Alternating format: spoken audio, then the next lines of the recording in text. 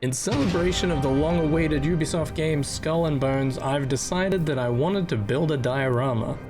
I've been excited for this game since 2017 when it was announced. I chose to work in 75mm scale for this project. I felt it showed more of the detail on these printed pirates.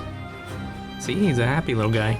I had this piece of styrofoam sitting around, seemed like a good base for the diorama, which I roughed up with a foam cutting tool. I then mixed some plaster, water, PVA glue, and a drop of yellow dye and coated it. It's not a cake.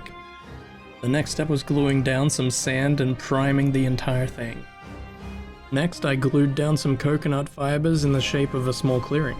But it needed some scenery, so I made a small wall from aquarium rocks and UV resin, then gave it a believable paint job. I also made this incredibly lifelike barrel from some clay and painted it up. And also this little 3D printed one I had laying around. And this grass, just to give it a bit of scenery. I decided that I wanted it to have a campfire that lights up, so I built the rocks from clay and the sticks from sticks. I used this LED anode to become the fire, and then skipped recording all the wiring parts because it's just not very interesting. And also some cotton balls, because they look like fire. And after realizing I didn't film the process of painting the pirates, I brought it all together. And I'm really happy with the result. See?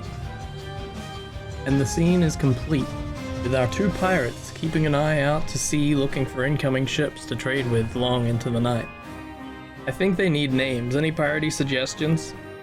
Thanks for watching. I'll be live streaming the moment the game servers go up, so if you want to come by and say hi, I'd love to see you.